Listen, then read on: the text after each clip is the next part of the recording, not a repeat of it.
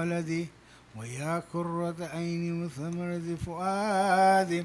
فقال لي يا أمه إني أشم عندك راهية طيبة كأنها راهية جد رسول الله. فقلت نعم، إن جدك وأخاك تحت الكساء. فدني الحسين نحو الكساء وقال السلام عليك يا جدة، السلام عليك يا من اختاره الله. أتأذن لي أن أدخل معكم تحت الكساء؟ فقال وعليك السلام يا ولدي ويا شافي أمتي، قد أذنت لك. فدخل معهم تحت الكساء. فأقبل عند ذلك أبو الحسن علي بن أبي طالب وقال السلام عليك يا بنت رسول الله. فقلت وعليك السلام يا أبا الحسن ويا أمير المؤمنين. فقال يا فاطمة إني أشم عندك راهية طيبة كأنها راهية أخي وابن عم رسول الله. فقلت نعم، ها هو مع ولدك تحت الكساء. فأقبل علي نحو الكساء وقال السلام عليك يا رسول الله. أتأذن لي أن أكون معكم تحت الكساء؟ قال له عليك السلام يا أخي ويا وسي وخليفة وصاحب لواء، قد أذنت لك. فدخل علي تحت الكساء. ثم أتيت نحو الكساء وقلت السلام عليك يا أبتاه يا رسول الله. أتأذن لي أن أكون معكم تحت الكساء؟ قال وعليك السلام يا بنتي ويا بذأتي، قد أذنت لك. فدخلت تحت الكساء. فلما اكتملن جميعا تحت الكساء أخذ برسول الله بطرف الكساء وأومأ بيده اليمنى إلى السماء وقال اللهم إن هؤلاء أهل البيت وخاصة وهامة، لحمهم لحمي ودمهم دمي، يؤلمني ما يؤلمهم ويحزنني ما يحزنهم. أنا حرب لمن حاربهم وسلم لمن سالمهم وعدو لمن عاداهم ومحب لمن أحبهم. إنهم مني وأنا منهم، فاجعل صلواتك وبركاتك ورحمتك وغفرانك ورضوانك علي وعليهم، وأذهب عنهم الرجس وطهرهم تطهيرا. اللهم صل على محمد وآل محمد. فقال الله عز وجل يا ملائكتي ويا سكان سماواتي إني ما خلقت سماء مبنية ولا أرضا مدهية ولا قمرا منيرا ولا شمسا مضية ولا فلكا يدور ولا بحرا يجري ولا فلكا يسري إلا في محبة هؤلاء الخمسة الذين هم تحت الكساء. فقال الأمين جبريل يا ربي ومن تحت الكساء؟ فقال عز وجل هم أهل البيت النبوة ومادر رسالتهم فاطمة وأبوها وبعلها وبنوها. اللهم صل على محمد وآل محمد. فقال جبريل يا ربي أتأذن لي أن أهبط على العرض لأكون معهم سادسا؟ فقال الله نعم قد أذنت لك. فهبط الأمين جبريل وقال السلام عليك يا رسول الله. العلي الأعلى يقرأك السلام ويخصك بالتحية والإكرام ويقول لك وعزتي وجلالي إني ما خلقت سماء مبنية ولا أرضا ماهية ولا قمرا منيرا ولا شمسا مضية ولا فلكا يدور ولا بحرا يجري ولا فلكا يسري إلا لأجلكم محبتكم وقد أذن لي أن أدخل معكم فهل تأذن لي يا رسول الله؟ فقال رسول الله وعليك السلام يا أمين وحي الله إنه نعم قد أذنت لك. فدخل جبريل معنا تحت الكساء فقال لأبي إن الله قد أوحى إليكم يقول إنما يريد الله ليذهب عنكم الرجس أهل البيت وطهركم تطهيرا. اللهم صل على محمد وآل محمد. فقال علي لأبي يا رسول الله أخبرني ما جلوسنا هذا تحت الكساء من الفضل عند الله. فقال النبي صلى الله عليه وآله والذي بعثني بالحق نبيا واصطفاني بالرسالة نجيا ما ذكر خبرنا هذا في محفل من محافل الأهل العاد وفيه جمع من شيعتنا ومحبين إلا ونزلت عليهم الرحمة وحفت بهم الملائكة واستغفرت لهم إلى أن يتفرقوا. فقال علي عليه السلام إذا والله فزنا وفاز شيعتنا ورب الكعبة. فقال أبي رسول الله صلى الله عليه وآله يا علي والذي بعثني بالحق نبيا واصطفاني بالرسالة نجيا ما ذكر خبرنا هذا في محفل من محافل أهل الأرض وفيه جمع من شيعتنا ومحبين وفيهم مهموم إلا وفرج الله همه ولا مغموم إلا وكشف الله غمه ولا طالب حاجة إلا وقضي الله حاجته. فقال علي عليه السلام إذا والله فزنا وسعيدنا وكذلك شيعتنا فازوا وسعيدوا في الدنيا والآخرة ورب الكعبة. اللهم صل على محمد. سورة المباركة الفاتحة.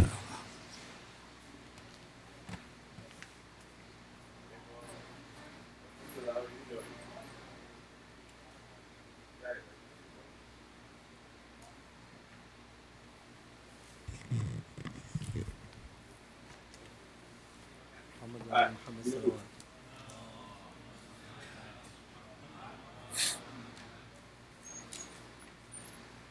बन गई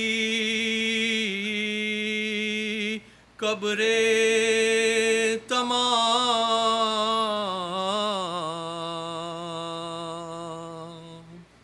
लिख दिया हर एक पे नाम खत्म हुआ ये भी काम आखिरी मेरा सलाम कब्र में सब सौंप के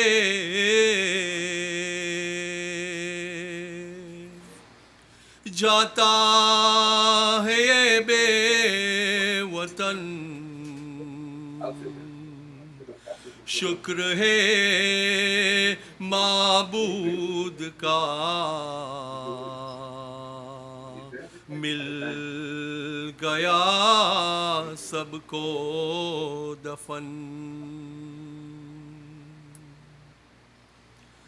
کرب و بلا تجھ میں ہی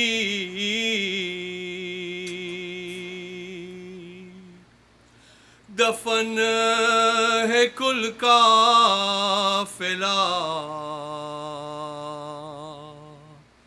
ماں پھوپھی بہنوں کے ساتھ صرف ہے زین العباد او نو محمد میرے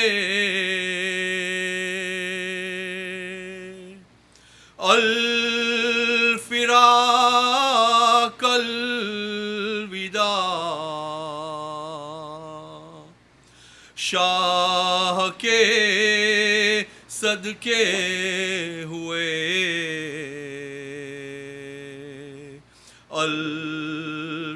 الفراق الوداع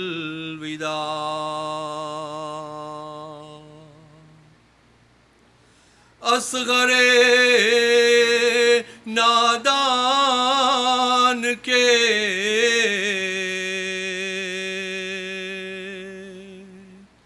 زخم گلو الوداع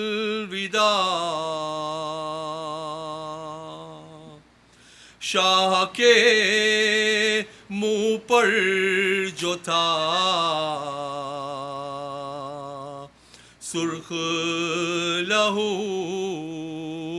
الوداع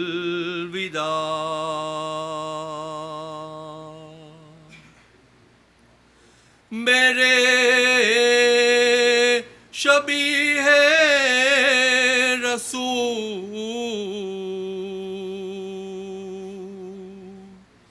بارے دیگر الوداع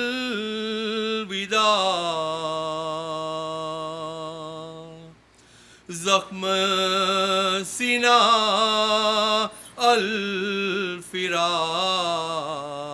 الفراق درد جگر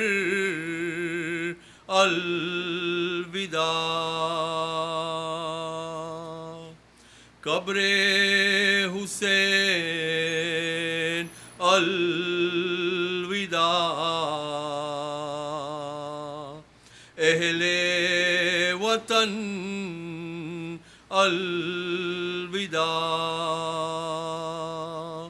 سید سجاد کا تھائے سخن الوداع محمد وآلہ وسلم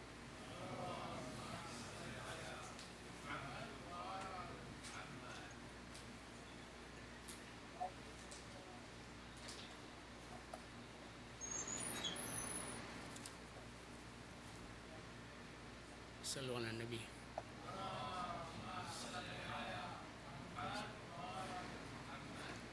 چہلم کو قتل گاہ میں جب آئے مبتلا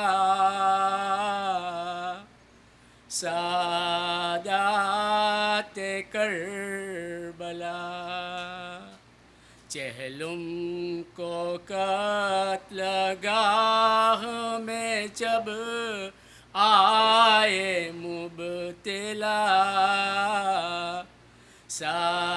سادات کربلا نزدیک قتل گاہ میں جب پہنچا قافلہ بولا بشیر آ اس جا پہ خیر میں تھے میرے آقا کے جا بجا سادات کربلا عابد نے جب سنی یہ خبر ہو کے دردناک کر کے گرے بچاک رو رو پکارے اترو کہ یہ ہے ادب کی جا سادات کربلا بے ہوش ہو کے گر پڑی اونٹوں سے بیبیا عابد کی سن فغا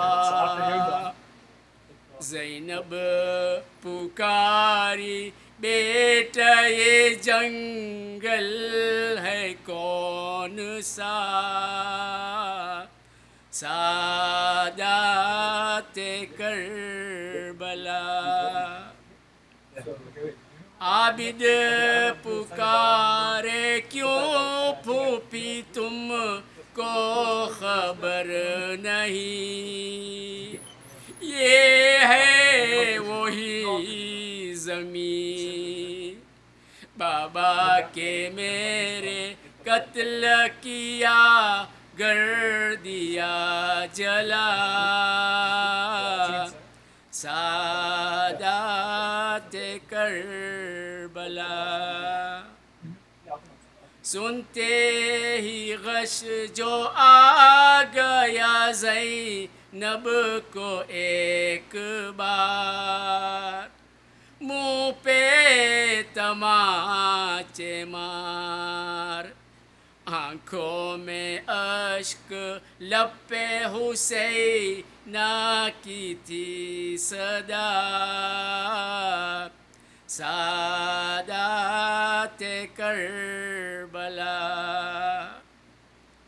سب اہل بیت روتے ہوئے قتل گاہ میں لاشوں کو ڈھونڈ پائے ہر ایک بی بی لاش پہ بیٹھی جدا جدا سادات کربلا اصغر کی لاش پر گری بانو بشور و شین اے میرے دل کے چین اٹھو پیارے ماں سے لپٹ جاؤ تو ذرا سادات کربلا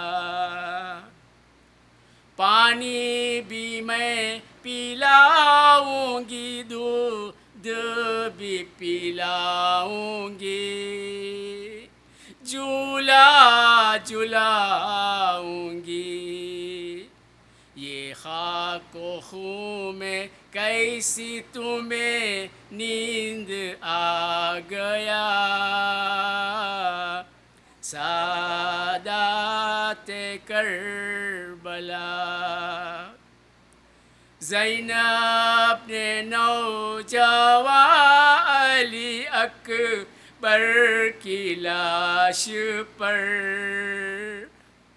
ٹکرا کے اپنا سر رو رو پکاری ہے یہ کیسا ستم ہوا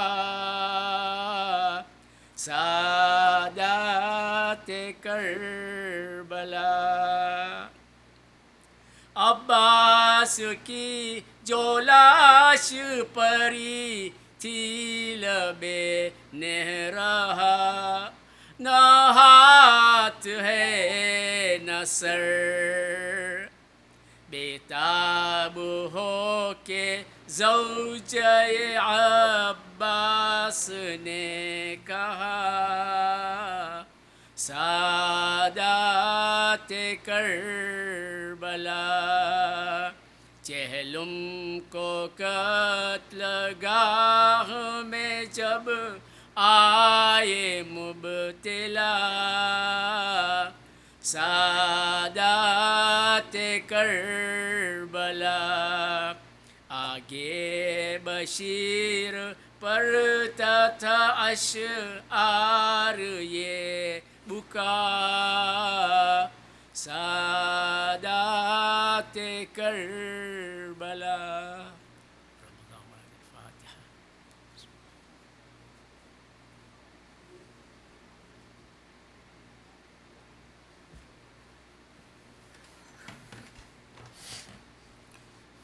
Brothers and sisters, Assalamu alaikum. Just a few short announcements before we begin the program for tonight, inshallah. Let's take this opportunity to remember those that are no longer with us. In particular, if we can recite Surah Fatiha for Marhum Muhammad Dinani, Marhum Fazal Lada Dinani, Marhum Rahmat Bai Dinani, Marhum Hassan Ali Lada Dinani, Marhuma Zahra Bai Dinani, the marhums of all the Dinani families and the Pir Muhammad families, as well as the marhumeens from all of our families. Surah Mubarakat al-Fatiha.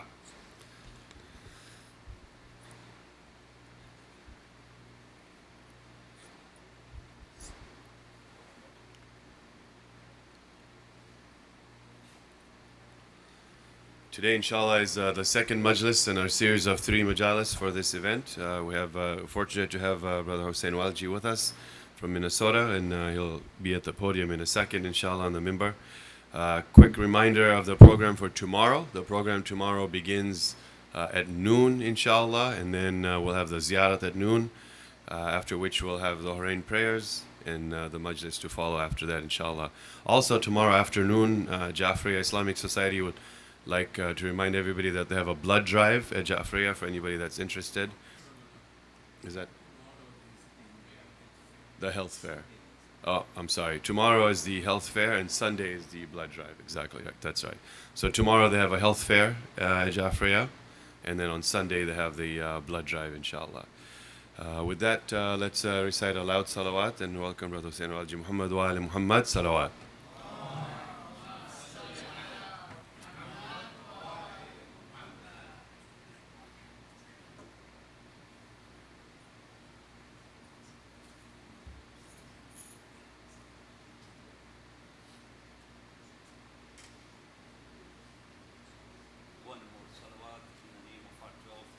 Imam Sahibul Asri wa Zaman.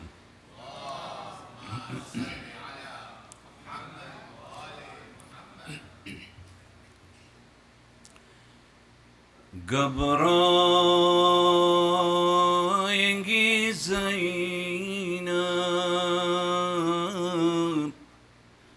yaad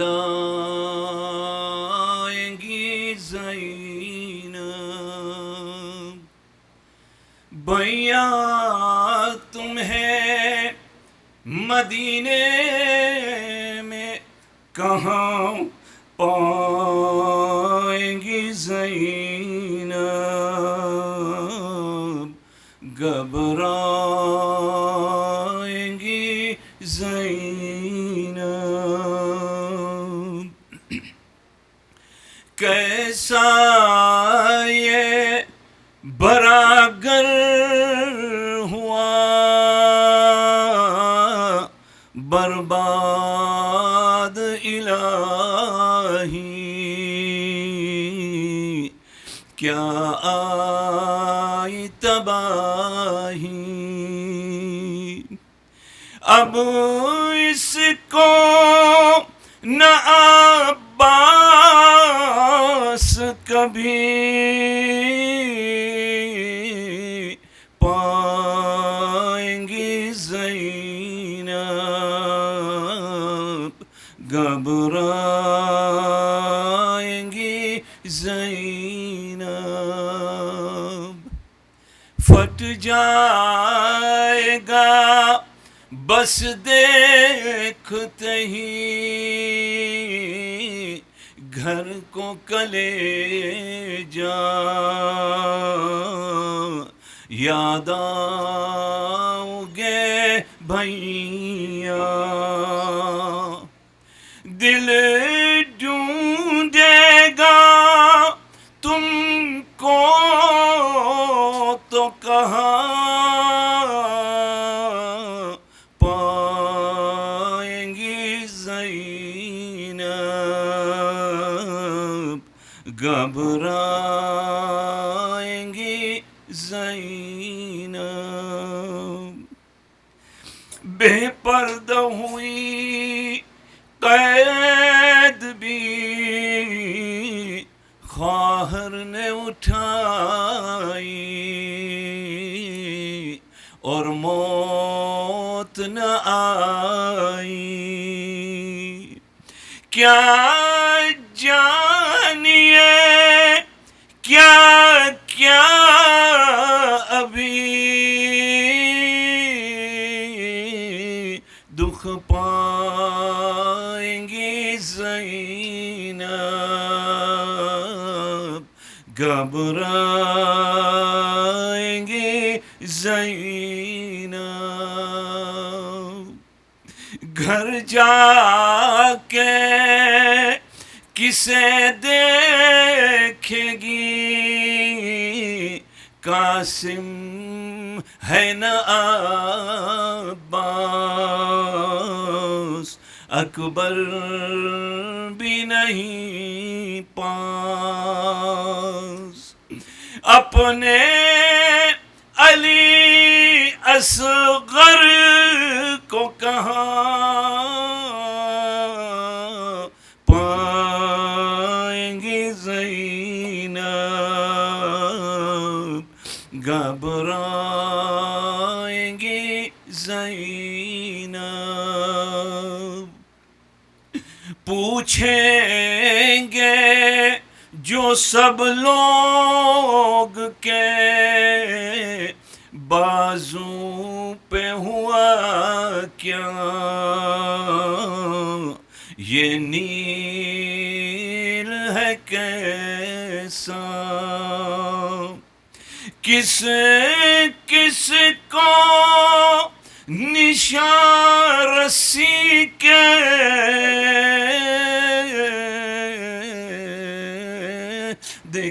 دکھلائیں گی زینب گھبرائیں گی زینب بر محمد وآل محمد صلوات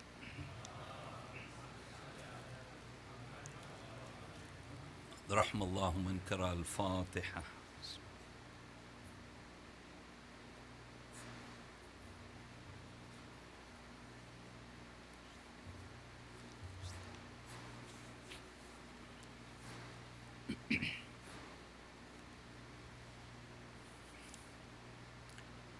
أعوذ بالله من الشيطان اللعين الرجيم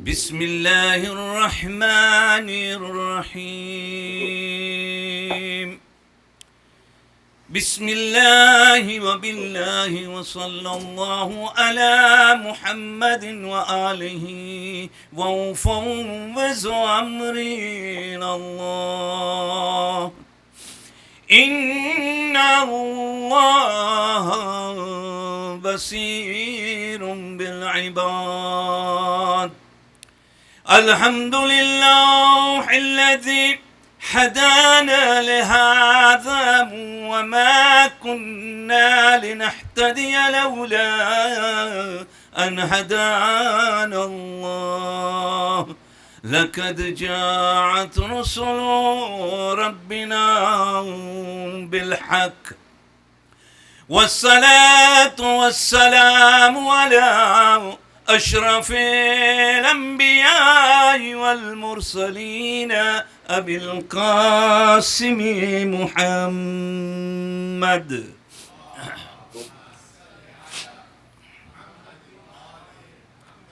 روحي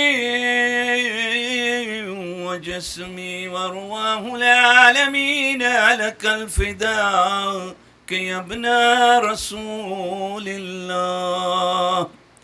ثم السلام عليكم يا أهل العزاء الحسين جميعا ورحمة الله وبركاته. السلام على الحسين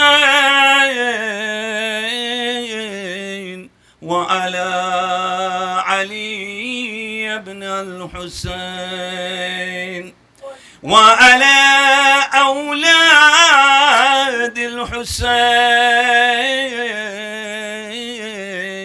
وعلى أصحاب الحسين، خصوصا سيدي ومولاي أبا الفضل العباس بن أمير المؤمنين وقاسم بن الحسن ومسلم بن عقيل وحاني بن عروة وحبيب بن مظاهر والهر الشهيد الرياحي. السلام عليكم يا ساداتي وموالي جميعا ورحمة الله وبركاته.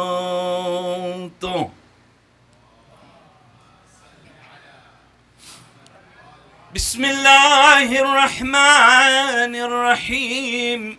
قل لا أسألكم عليه أجرا إلا المودة في القربى. صدق الله العلي العظيم. صلوات.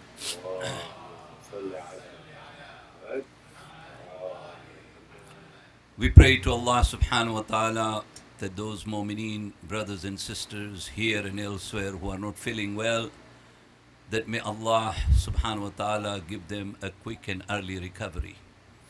We also pray to Allah subhanahu wa ta'ala for all the zawars that are in Najaf and Karbala and Samarra and Kadamain, that may they return back home safely.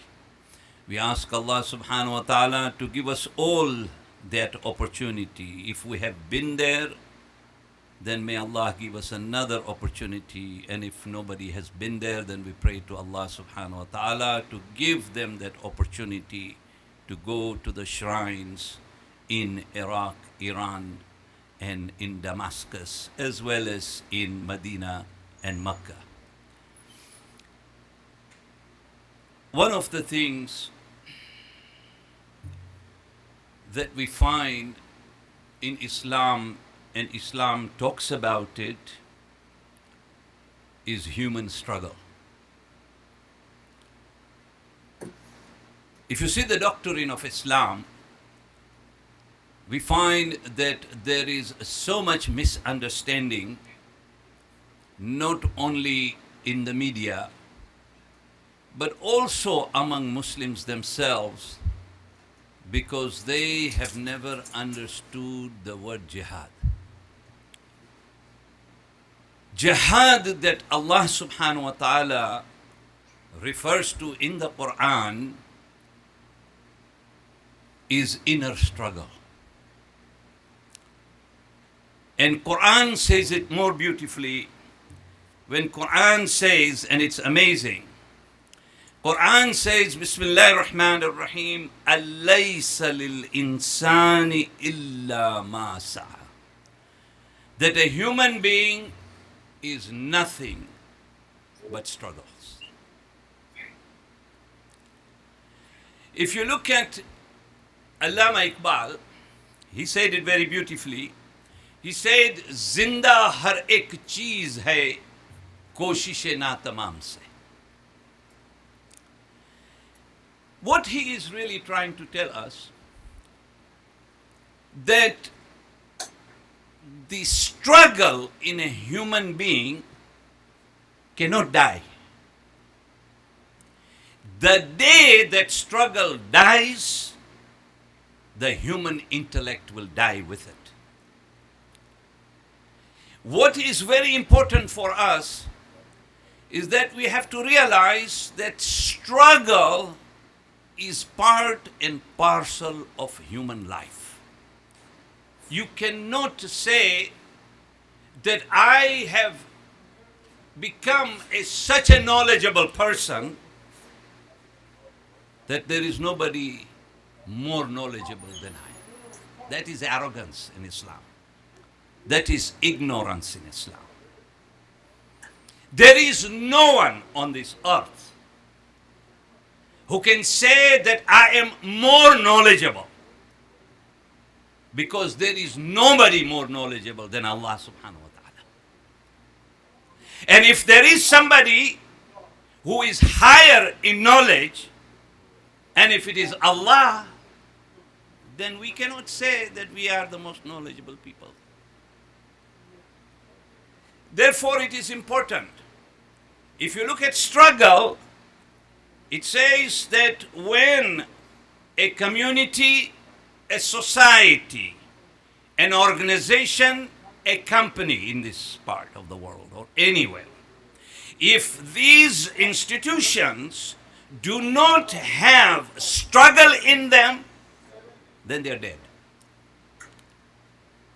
As long as I am alive, and as long as I'm under treatment, and I can be under a machine, but as long as I will struggle to keep myself alive, I will stay alive. The moment I give it up, I'm finished, I'm dead.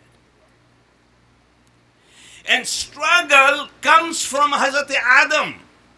It didn't come just yesterday. You and I struggle. When do we struggle? When we want to get up for namaz in the morning. We struggle. Because we love to be on our beds. We struggle. We'll keep an alarm, but then we will use the snooze button more than any button. Not only that, but my wife will also have a snooze button for herself. And we each will compete as to whose time will be the time to get up. Not only that, but I will even make my wife come and shut off my own snooze. You see, a human being will struggle. I struggle to come to the center. It may be a struggle. I have to go through so many different elements to get to the majalis of Abu Abdullah al-Hussein. But when I do that, Allah subhanahu wa ta'ala says that is a struggle on your part. If you were to die while you are struggling in life, then the Holy Prophet said that you will die as a mujahid. Even if I am going to work and I am struggling, and I'm struggling with work, I'm struggling with my family, I'm struggling with my friends, I'm struggling with my co-workers. It does not matter. The whole thing is that a human being must understand that for me to be able to be successful in this world, I will have to continue to struggle. Even those whom we consider to be of the highest knowledge, whether it is Ayatollah Sistani or Khamenei or any of these Maharajas, if you ask them, they will tell you that it is not about me sitting and saying I have reached a stage of that knowledge that I don't need any more knowledge. They are continuously researching to be able to make sure that their struggle for the sake of this world continues. Therefore, struggle is an important part of our life. And one of the things we find when you look at Hazrat Adam, when you look at Hazrat Nuh, you name all the prophets. All the prophets, there are 25 prophets mentioned in the Holy Quran. But if you look at the lives of the prophet, at no point will you be able to say that there were no struggles in the lives of these prophets. They all struggled until the point of our Holy Prophet. Even our Holy Prophet had to struggle, let alone him. If you look at the Imams and the Masumeens, you will find that each and every one of them struggled in their lives. Struggle is a gift that Allah subhanahu wa ta'ala has given to a human being. And if he utilizes that in the best possible way, then only he can find himself to be very successful. To keep a community together is a struggle. To call people to come and to be part of Ava is a struggle. It is a struggle for those who arrange it. It's a struggle for those who need to come. But only those who will come. Don't ever think that you came here because you wanted to come here. You came here because Allah subhanahu wa ta'ala wanted you to come here. Or you would have never made it. That is why it's so important for us to understand that zindagi ni andar koshish to karvi j padse. We will have to struggle. But the moment you struggle on any vision of yours, you will find yourself to be doing success in your life. Marriages break in our community at a higher rate than at any other time in history. Why?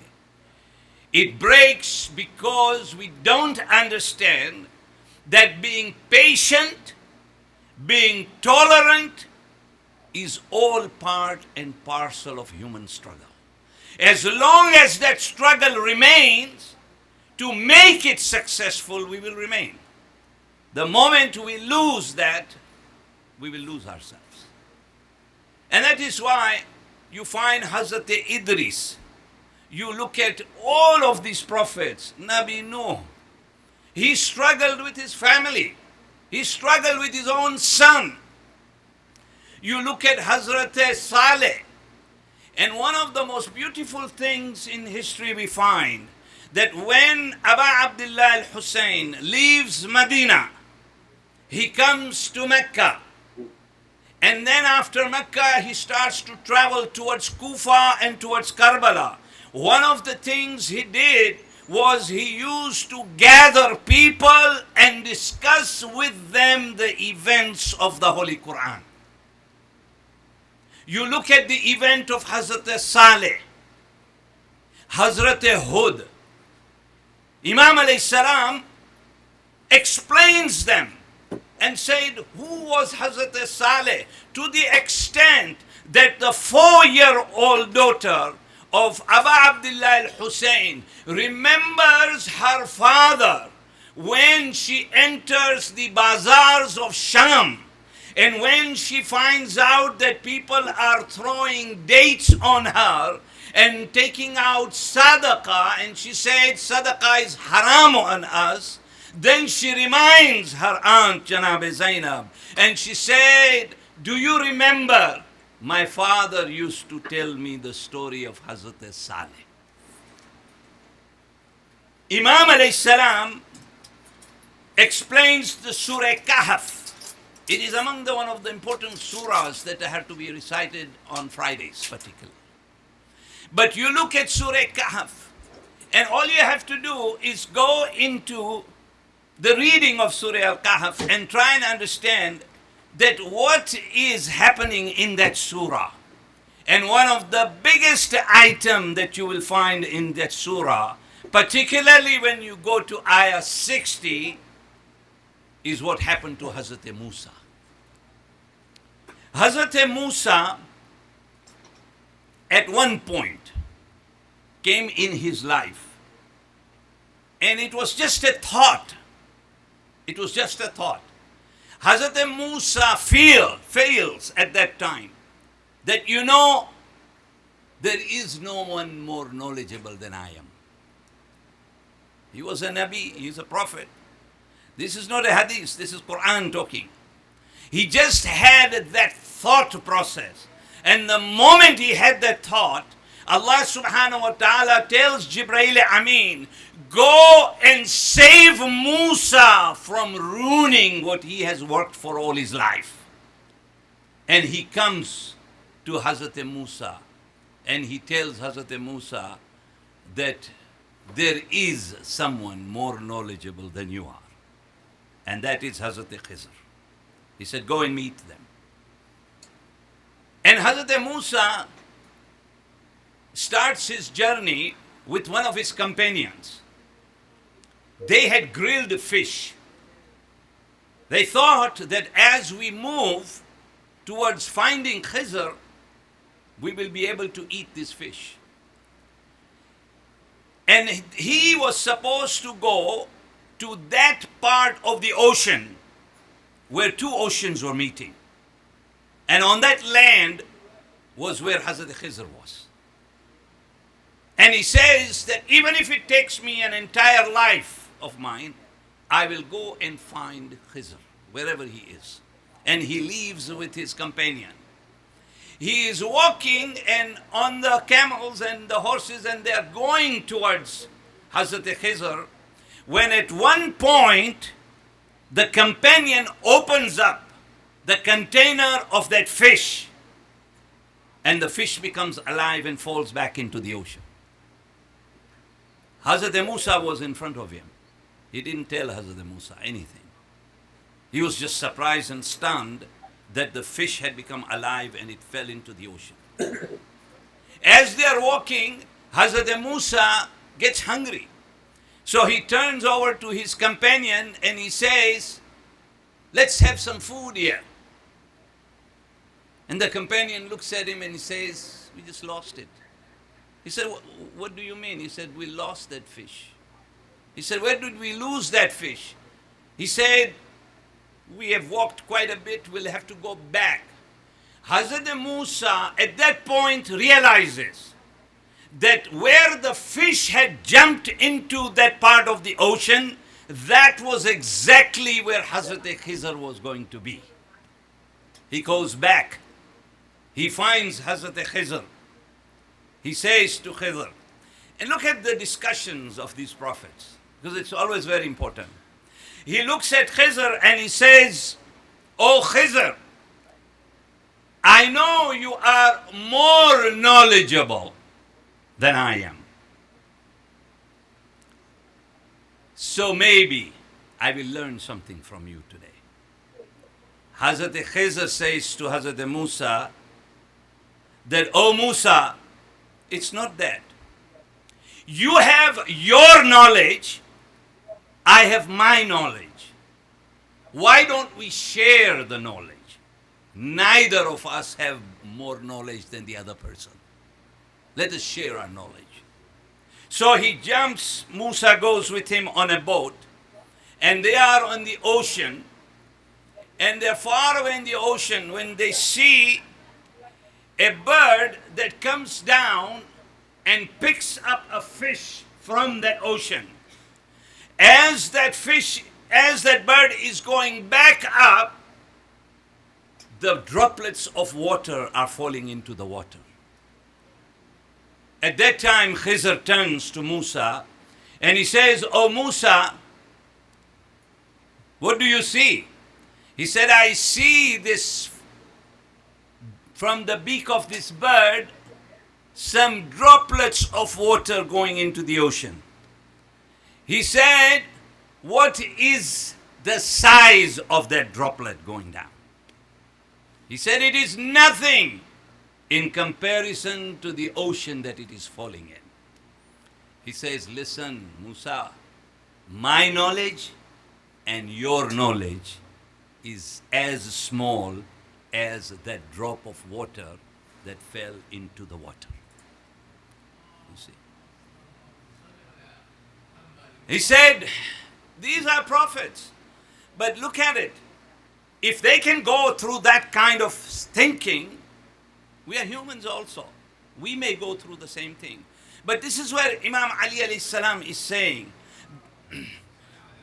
He's saying it is ajibtum, he says to human being. It is ajibtum. I'm really surprised. What is that thinking of yours that you are more knowledgeable than anyone? He says, Ajibtum. I'm really surprised. What sort of arrogance is that you don't realize that your making is from that which is najis. And when you will die, your body will start to stink. So what are you so proud of who you are or what you are? You understand? Why are you so proud of yourself? And Mawla says that the biggest thing a human being will be stopped from entering heaven is his own ego. It is something very dangerous, my brothers and sisters in Islam. But many a times we don't realize how that ego plays in my life. And when he was asked, how do I get rid of it to get into Jannah? Imam alayhi salam says, there are only 2 steps to heaven. He said, take that one step and crush that ego. The next step will be in heaven, he said. That is what it is. It's a human struggle that we should be thankful to Allah subhanahu wa ta'ala. I have the ability to be able to deal with that struggle, then be thankful to Allah subhanahu wa ta'ala that He has given you even that ability to be able to struggle in your life. And be thankful to Him every time, because we don't realize that even when it came to A'immah Masumin alayhi salam, they had struggles in their life. They struggled all their life. But their struggle, they kept it to please Allah subhanahu wa ta'ala. And if that struggle of mine is that I'm struggling, Ya Allah, you help me through this struggle, you will be helped. Allah will never deny you that help. But it is to realize that I am nothing. Everything is Allah subhanahu wa ta'ala. We look at this dua that we recite at the time of Maghrib. And we say, Allahumma ma bina min ni'matin famin. We are saying to Allah subhanahu wa ta'ala, Ya Allah, everything that I have is a gift from you. But we don't realize. We keep on going to that dua and then we say, Ya Allah, give me this. Allah says that first of all realize that whatever you have is mine. There is nothing in there that you can say it is mine. It is only His. At the end, He is the sole owner of everything and anything that I have. When I have to take out sadaqah, then I take out sadaqah to please Him. When I take out khums, I take out khums because it's going to please Him. Not that it is going to please my brothers or sisters. It is going to please Him. And that which pleases Him, then there cannot be any conditions on it. You understand? Because it is extremely important that we realize that everything belongs to Him. And when it belongs to Him, this was the teaching. If you look at Ahlul Bayt, if you look at their children, you always sit and wonder that how can a 13 and 14-year-old child understand as to what he was going to take part in Karbala? Only young child. But you know, from the beginning of their life, if you see, there was one teaching that they taught their children, that listen, nothing belongs to me and you, everything belongs to Allah subhanahu wa ta'ala. And that is how they understood themselves. This is why a person like Hazrat Ali Akbar asks that question to his father, are we on the right path? Are we on the right path? And Imam Hussein said, yes, brother, we are on the right path. And there was no second question again to Imam. The moment Imam said we are on the right path, it was the right path. And he goes on. And look at his struggle, because it is through his struggles today. Allama Iqbal used to say that if Ibrahim and Ismail built the Kaaba, then the prestige and honor was kept by Imam Hussein alayhi salam. Or Kaaba would have not existed.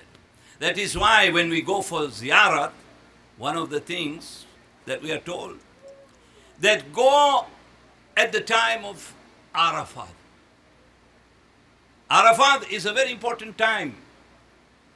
When you are there doing your ziyarat, at the same time people are in Mecca performing their Hajj. When the Hajj is finished, Allah subhanahu wa ta'ala instructs all these angels that go and congratulate the people in Mecca that they have completed their Hajj. But he said, before you go to Mecca, go to Karbala and thank the Zawwars of Abu Abdullah al-Hussein. For if that shrine did not exist, their Kaaba would have not existed. That is how powerful it is. Look at what is happening in the world today. The world is struggling, trying to understand what is going on. Look at the media today. When you get the highest crowd ever, year after year, where is the media? Who is talking about these millions and millions of people going? I was in Washington, D.C. during the time of when I was president of Nasimco. And Condoleezza Rice was there at the time. And we went for the breaking of the fast because it was a norm at that time that they would call the Muslim leaders to come and break their fast. We were sitting there, and suddenly they said, first of all, sometimes we don't realize, but even when we wear the ring, I was surprised that the officials realized that I was a Shia just by looking at my rings. And that amazed me. And I said, you are that aware of who the Shias are? He said, yes, we are. He said, this is the first time we have asked the Shia leaders to come for breaking of their fast. So there was a discussion there. And the discussion was that why are the people walking from Basra and Najaf to go to Karbala? Why are they walking all the way from Basra? When did this start? When this whole event of walking even started? That walking event started with Jabir ibn Abdullah Ansari.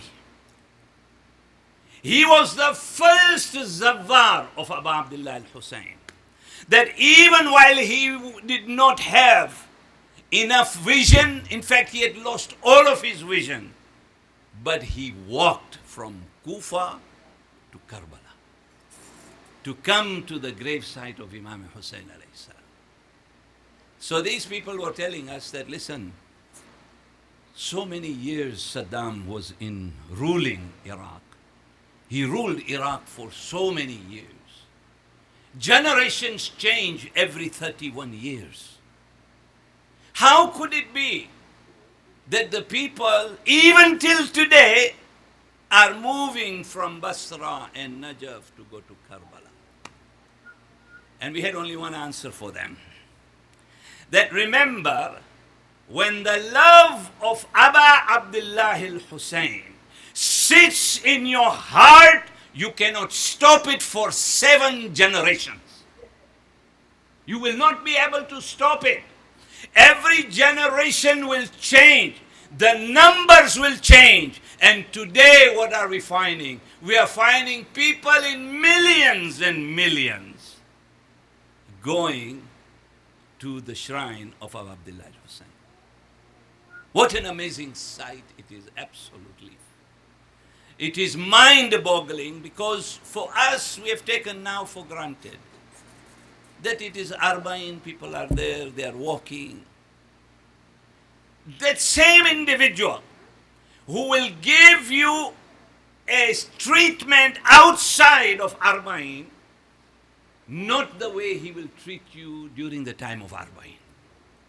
They will leave everything, whatever it takes. They will go and serve Abu Abdullah al-Hussein. People are asking, where is the miracles? Where is the miracle? My brothers and sisters in Islam, one scholar said that just like Ghadir was the completion of Islam, Arba'in is the completion of Ashura. That we don't realize that such an event is happening in our lives. And we must understand that Arba'in and Ashura are the souls of humanity. They will upgrade a human being's soul every year to the extent that you will not be able to sit back and say, this year there were lesser people than the next year. It's just what's happened right now. The way we see, the way people flow, even those tour conductors of this ziyarah are amazed that more people are going in Arba'in than at any other time with them, because more and more people are joining Arba'in to be able to be part of that walk. And how powerful it is. Just imagine, you take your child, and my brothers and sisters in Islam, don't ever consider your child to be too small to touch the zari of Abu Abdullah al-Hussein. He's never too young. The day he holds that zari and he comes back, Imam will hold that child until the day he dies. That is the assurance of Abu Abdullah al-Hussein. That is power, my brothers and sisters. That struggle that we can have to be able to be present. And it doesn't matter, one can go. In fact, when you look at all the ziyarats of Abu Abdullah al-Hussein, the most makhsus ziyarat, which has the biggest reward, is to be recited in Karbala, is the ziyarat of Arba'in. We get sawab for reciting. No other ziyarat has that sort of reward from Allah, that you take the time and you go to Karbala and you do the ziyarat of Arba'in in Karbala. The reward is phenomenal. That ziyarat Ashur, and how many people, if you look at our people, our communities, our Shias, it will make you amazed that how many people have had now their faith in Ziyarat Ashur for their own success. That is how powerful these ziyarats are. Why?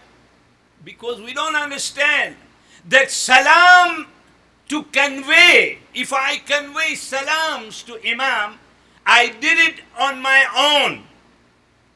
But it is wajib on them to reply to you. Because if I convey salams to you, that was my own choice. I'll get one reward for the salam that I will give you. But it is wajib on you to reply back to me. But we don't hear the voices of Abu Abdullah Hussein. Why? Because these ears are blocked. They are blocked because of who we are and what we are. There was a young 14-year-old girl in Chicago. A few years ago, one of the alim was reciting a majlis in Chicago, and he said that, do you know, Imam replies back to you, but you will not be able to hear. But then there are those who may hear him. This 14-year-old girl, after 3 days, goes to that alim, and he says to the alim, yesterday we recited Ziyarat-e-Waritha, I know that Imam came to reply back to me. And he said, how did you know? He said, today I made a decision that I will put hijab on my head. I did that, he said, because I always was thinking about that hijab. But I did not have the guts to put it on. I was just wondering. Last night's ziyarat changed me forever. These things are not small things, my brothers and sisters in Islam. They're very, very powerful. These ziyarats that we recite, this hadith-e-kisa we recite, you know, Allama Tabatabai said that wherever hadith-e-kisa is being recited, 5 panjatans come to that occasion. 5 panjatans. This is what Allama Tabatabai writes. That whenever hadith-e-kisa is being recited, they are there, they are present. Imagine that house in which I will recite hadith-e-kisa. Allama Tabatabai says, imagine that house whose visitors will be our panjatan. That is why it's very, very important. And these are values, my brothers and sisters. These are important values that we need to instill in our youngsters. We want to keep Islam, we want to keep the faith alive, and the only way we can do it is to do it with them when they are young. That is why Imam Ali alayhi salam said that when it comes to the heart of a young child, it is like a clay that you can mold. You will be able to mold that child's heart, but only for the first 7 years. After that, it starts to harden, and then you will not be able to change anything. But if that child, if you look at our own lives, if we look at ourselves, what has happened? Our fathers used to grab us, and we could never tell our fathers, I will not come with you. This generation that we have now is very different, because this is a why generation. If you ask them anything, they'll say why. But my generation was a when generation. When my father said, come, I said, when do I need to come with you? I would go there, I was young. But when I go back, I think that truly he is the one, and particularly my mother, that insisted that my presence in a mosque or in a center is important. Because at some point in your life, when you will grow up, that is why I said that once that love of Abu Abdullah al-Hussein enters your heart, even if you leave the mosque, you are bound to come back in your lifetime back into that mosque. Why? Because of the love of Abu Abdullah al-Hussein. When the love of Abu Abdullah al-Hussein is there, the love of Allah will always be there. That is why it's very, very important. These are important occasions.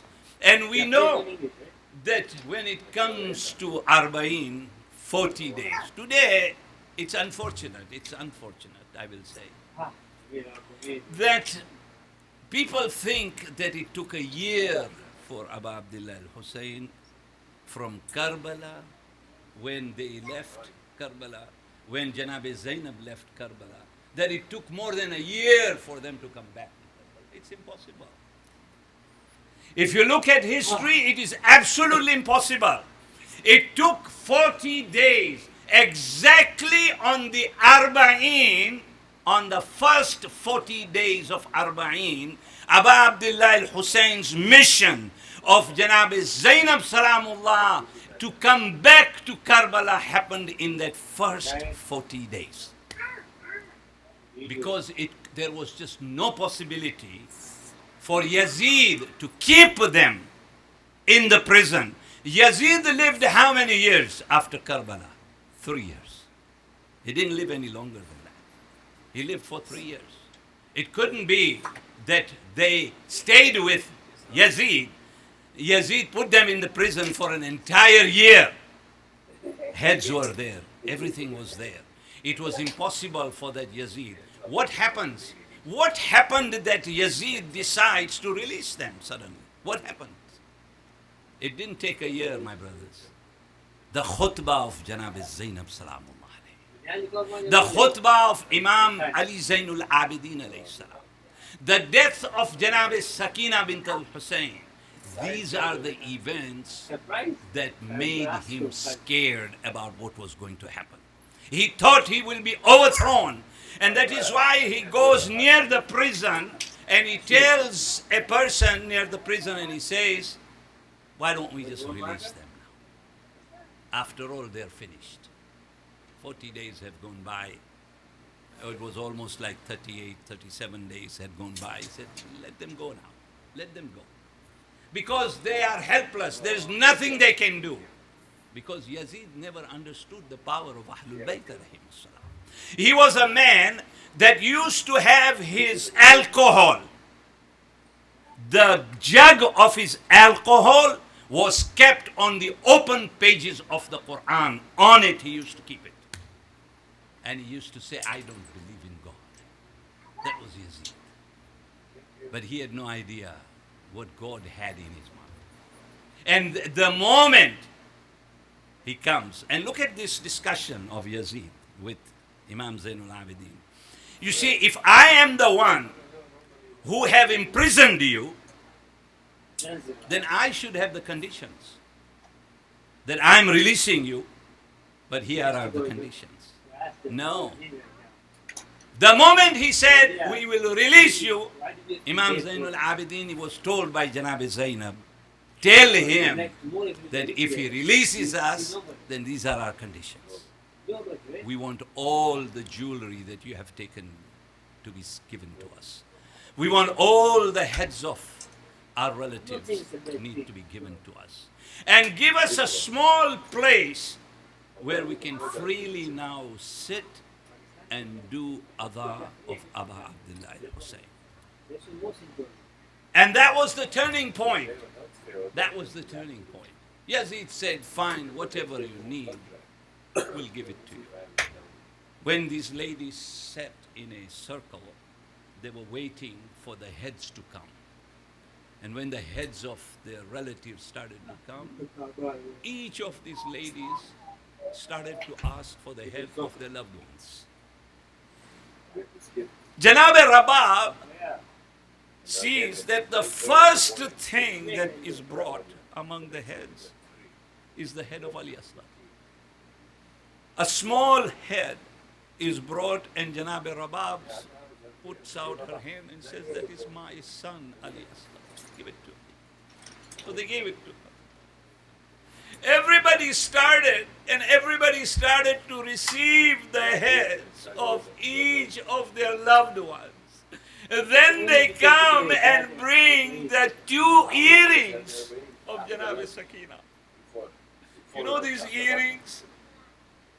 When Shimr was caught by Mukhtar, he asked Shimr, tell me what happened on the night of Sham-e-Ghariba. And he said that I saw a 4-year-old Sakina, the daughter of Hussein, running, and suddenly I see Khuli, who was also a la'een. And he came and he took the earrings from the earlobes of Sakina. He just pulled them. And Janab Sakina says to him that if you truly wanted these earrings, you could have asked me. I would have taken them out and give it to you. You did not have to pull them from my earlobes. And when the earrings came, and then they brought the ring of Aba Abdullah al-Husayn, and Imam Zainul Abidin turned to Janab Zainab and said, do you know this ring is of Aba Abdullah al-Husayn? They removed his finger and took the ring away. This is how everybody got together and had the first adha of Hussein by Janab Zainab. Imam Zainul Abidin then instructed everybody that for Medina. History says that they were ready to leave. They were ready to leave the area where they were imprisoned. When they started to leave, they did not see Janab Rabab. Janab Zainab goes to Imam Ali Zainul Abidin and said, "Oh son, oh Ali, I don't see Rabab." And Imam said, "Come with me." They were near the grave site of Janab Sakina. Rabab was sitting near the cover. Yeah, she had her head on the cover. When Janab Zainab came and said, "Let us go, Rabab," she said, "Where am I going to go? I have my child Sakina here." Janab Zainab said, "Oh, my sister-in-law, just remember one thing, that if Hussein is going to look after Ali Asghar, I, Zainab, will look after Sakina."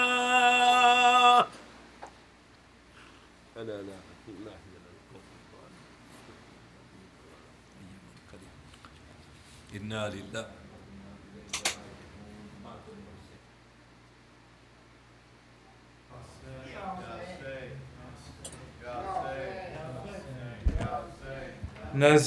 نزدیک کت لگا ہمیں جب پہنچا قافلہ بولا بشیر اس چاپ خیمے تھے میرے آقا کے جا بجا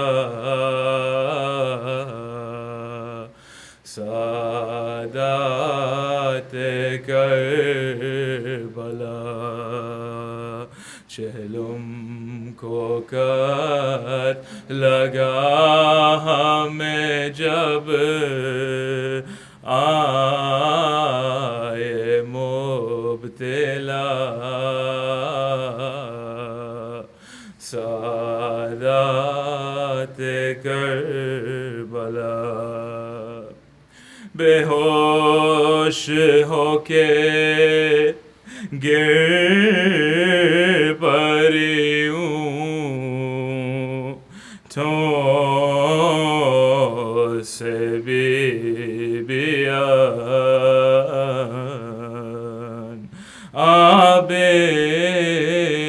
کی سن فغان زینب پکاری بیٹائے جنگل ہے کون سا سادات کربلا عابد پکاری کیوں پھوپھی تم کو خبر نہیں یہ ہے وہی زمین بابا کو میرے قتل کیا غیر دیا جلا سادہ بلا چہلم کو قت لگا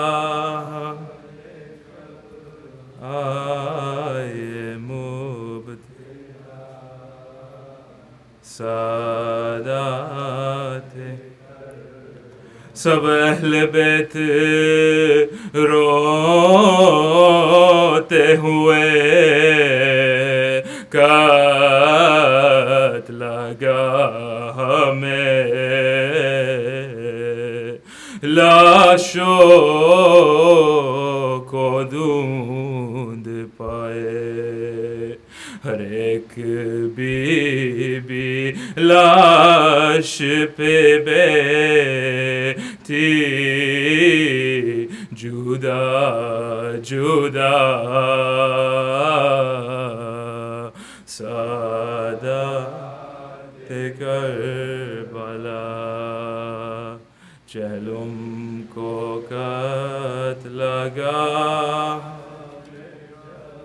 آئے مبتلا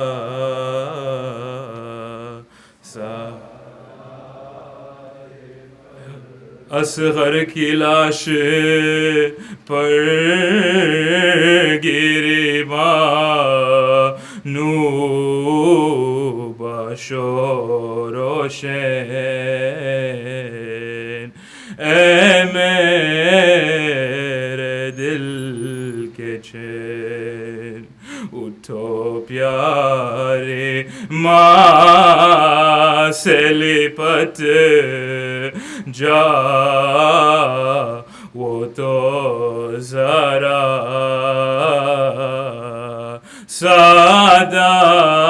سادات کربلا چہلم کو قتل لگا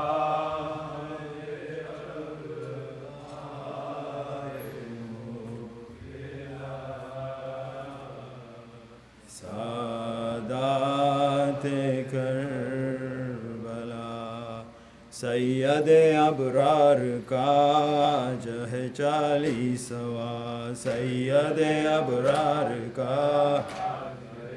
40واں زہرا کے دلدار کا جہ 40واں سید ابرار کا سید ابرار کا جو ہے 40واں زہرا کے دل 40واں گور و کفن لاش کو جس کو میسر نہیں گور و کفن لاش کو جس کو میسر نہیں اس تن ناچار کا جو ہے 40واں سید ابرار کا سید ابرار کا جو ہے 40واں زہرا کے دل 40واں لاش پہ جن کے نہیں رونے کو کوئی رہا لاش پہ جن کے نہیں رونے کو کوئی رہا بے کس و بے یار کا جو ہے 40واں سید ابرار کا سید ابرار کا جو ہے 40واں زہرا کے دل جو ہے 40واں مر گئے عباس علی بازو کٹا نہر پر مر گئے عباس علی بازو کٹا نہر پر شیخ علمدار کا آج ہے 40واں سید ابرار کا سید ابرار کا جکتا زہرا کے دلدار کا جو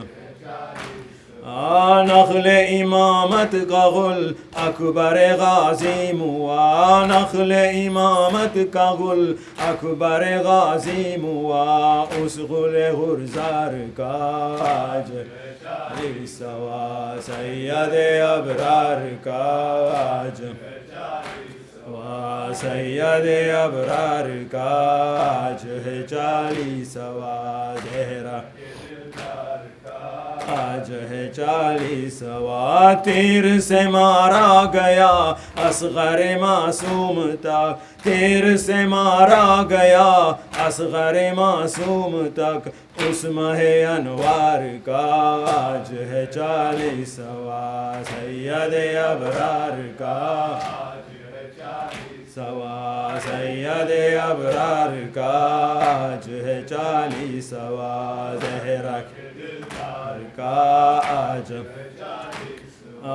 نو کے سینہ پر چڑھا سر شہ مظلوم کا نو کے سینہ پر چڑھا سر شہ مظلوم کا کشتہ تلوار کا آج 40واں سید ابرار کا آج ہے 40واں سید ابرار کا آج ہے 40واں زہرا کے دلدار کا 40واں آپ بیمارا گیا ساتھی بیمارے گئے آپ بیمارا گیا ساتھی بیمارے گئے لشکر و سردار کا آج ہے 40واں سید ابرار کا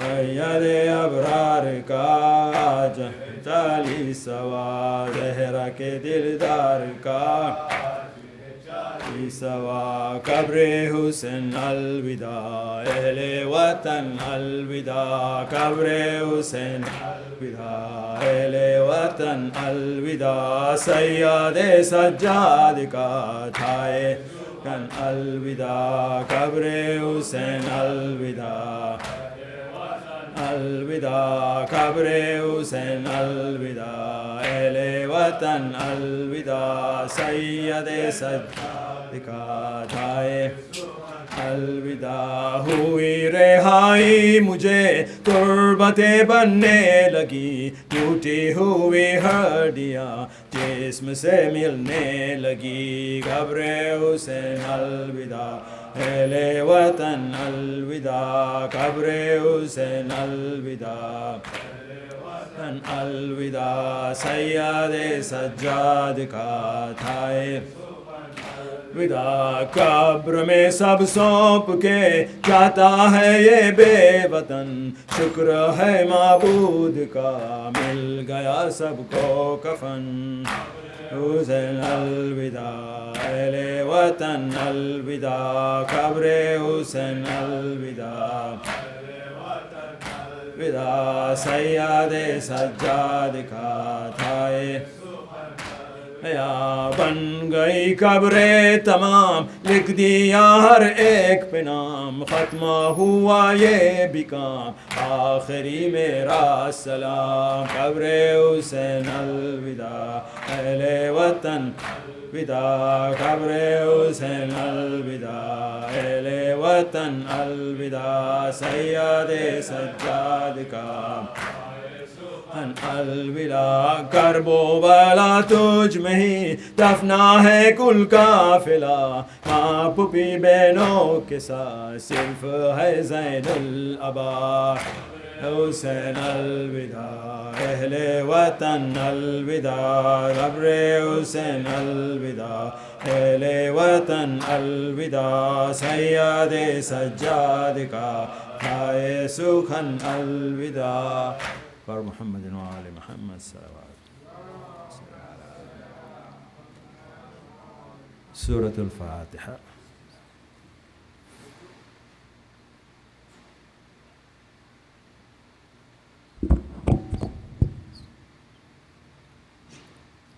السلام عليك يا أبا عبد الله السلام عليك يا ابن رسول الله السلام عليك يا ابن أمير المؤمنين وابن السيد الوسيين السلام عليك يا أبا عبد الله السلام عليك يا ابن حسين الشهيد السلام عليك يا أبا عبد الله السلام عليك يا ابن رسول الله السلام عليك يا أبا الحسين ابن علي ورحمة الله وبركاته السلام عليك يا مولاي يا غريب الغرباء السلطان أبا الحسن مولانا علي بن موسى الرضا كن شفيعنا وشفيع والدينا في يوم الجزاء ورحمة الله وبركاته.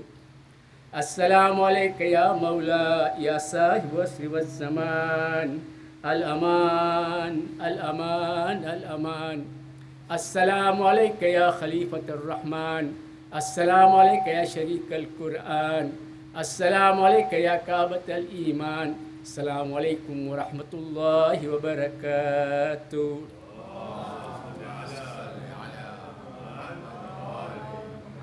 بسم الله الرحمن الرحيم.